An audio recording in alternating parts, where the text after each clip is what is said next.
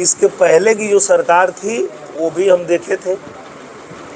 परीक्षा होने के बाद, रिजल्ट निकलने के बाद ऐसे दीवार से पर्चा उखाड़ के और अपना पर्चा साड़ देते थे, गुंडई करते थे। तो वो सरकार अगर आपको चाहिए तो आप उसकी वकालत करिए। सर, आपका एक बयान था सर कि अखिलेश यादव को आजमगढ़ आना होगा। अगर अखिलेश यादव यहाँ से चुनाव नहीं लड़ते हैं तो जहाँ से भी चुनाव लड़ेंगे हम अपनी पार्टी से कहेंगे कि हमें वहाँ का टिकट दिया जाए। तो अभी तो आपकी पार्टी ने आपको फिर वैसे सांसद के लिए दिया टिकट। तो अगर अखिलेश यादव कहीं से लड़ेंगे तो क्या आप अपनी पार्टी से कहेंगे? नहीं, वो नहीं लड़ेंगे, भाग गए वो।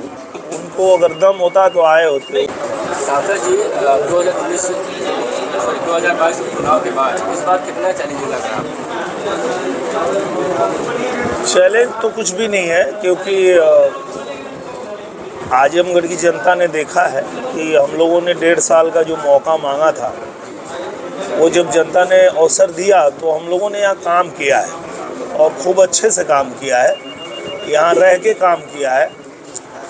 तो जनता को भी ऐसा ही सांसद चाहिए जो 30 दिन यहाँ रह के काम करता हो। सिर्फ चुनाव में 3 दिन के लिए आने वाला नेता यहाँ आजमगढ़ को नहीं चाहिए, तो 30 दिन वाला नेता ही आजमगढ़ में चलेगा।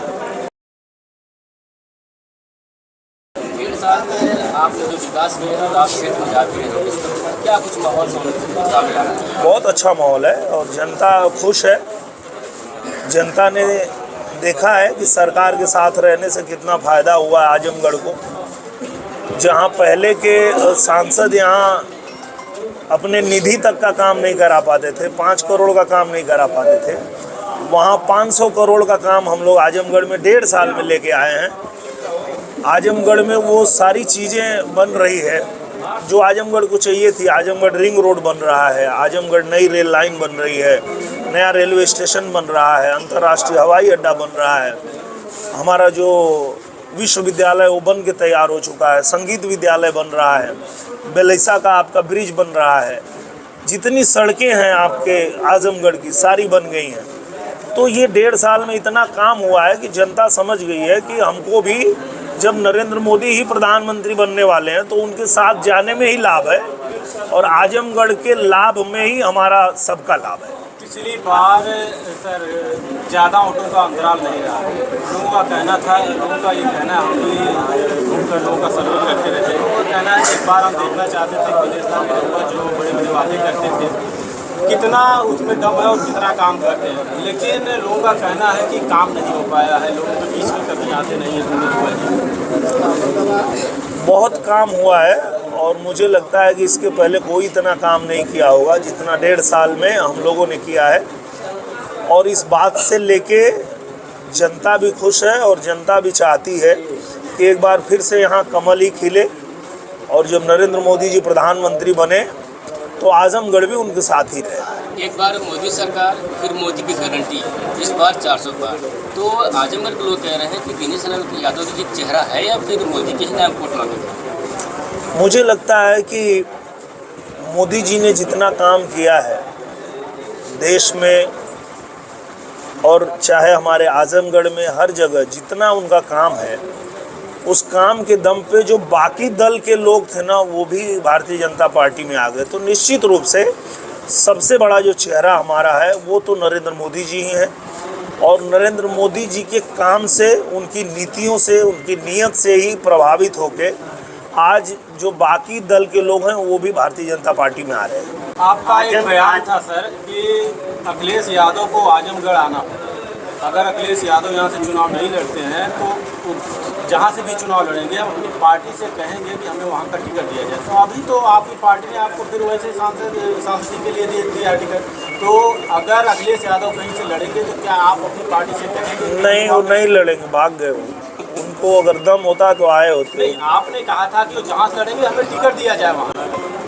तो चलिए आप चाहते हैं तो हम मांग लेंगे, पहले उनको लड़ाइए तो। क्या लगता है मैदान में आए पहले जी? क्या लगता है टिकट मिल जाएगा भाजपा से आपको? भैया मैदान में पहले आने तो दीजिए।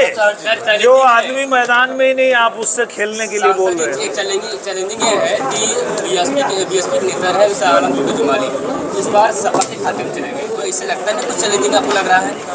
क्योंकि बिल्कुल नहीं, क्योंकि वोट बैंक थी। गुड्डू जमाली तो चले गए, पर जो उनके वोटर हैं वो सब भाजपा में आ गए, तो सिर्फ गुड्डू जमाली के जाने से कुछ नहीं होगा। अखिलेश यादव के परिवार के ऊपर कई बार आपने सवाल भी खड़ा किया था, परिवार वालों ने क्या करें? हाँ, मुझे लगता है कि जैसे आप सब लोग कहते हैं कि जो समाजवादी पार्टी है उसका MOI समीकरण चलता है, मुस्लिम यादव का समीकरण चलता है, तो अगर गाजीपुर में एक मुसलमान को टिकट दे सकते हैं तो फिर आजमगढ़ में एक यादव को क्यों नहीं दे सकते? क्यों अपने घर से ही भेजते हैं? क्या गलत बोला मैंने?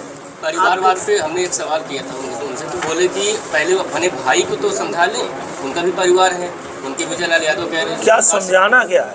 वही थी, मतलब आपके भाई आपके साथ नहीं है, हमारा नहीं, ये लोकतंत्र है ना, लोकतंत्र में हर कोई स्वतंत्र है। आदमी जिसकी जो विचारधारा है वो उस पर चल सकता है। मेरे भैया की जो विचारधारा उस पर वो चल रहे हैं, मेरा जो है उस पर मैं चल रहा हूँ।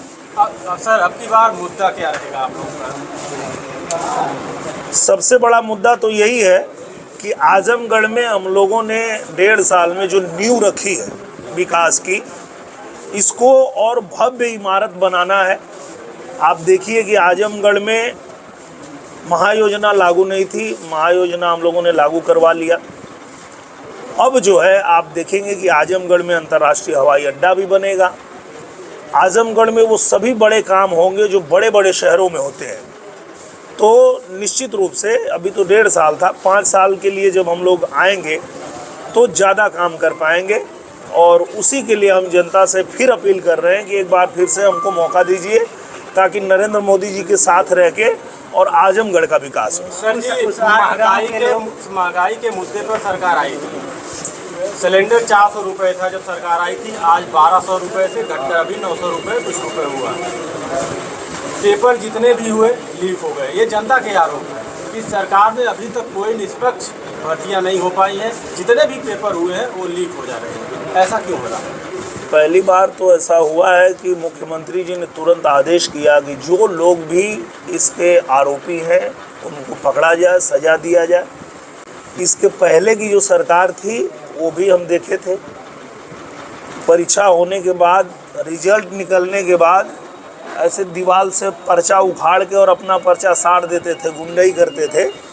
तो वो सरकार अगर आपको चाहिए तो आप उसकी वकालत करिए। सर देखिए, हमने सिलेंडर की बात की, उस समय 400 से 450 था सिलेंडर का दाम। हाँ। आज वही पार्टी लोगों का कहना है कि पार्टी कह रही है कि जो सिलेंडर का दाम उस समय था, पार्टी वही मुद्दा उठाई है कि 400 पार अब की बार हमारी 400 गैस सिलेंडर पार कर दिए। तो आप कहना क्या चाह रहे हैं वो बताइए, आप कहना क्या चाह रहे हैं? हमारा सवाल है कि ये 400 पार जो नारा है आप लोगों का, हाँ, ये उस सिलेंडर पे तो नहीं है। लोगों के सवाल है को सिलेंडर जब 400 450 था उसको बढ़ा के 1200 कर दिया, तो कहीं इसको भी अभी 400 आप अच्छा 1200 ना कहें। आप अच्छा शब्दों का जाल बुन के आए हैं, जी पर निश्चिंत रहिए आप।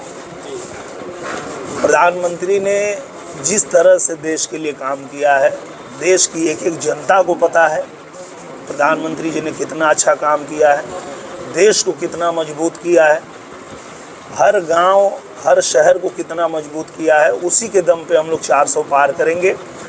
बाकी आप लोग भी जोर लगाइए, आप लोग देखते हैं कहाँ तक आते हैं।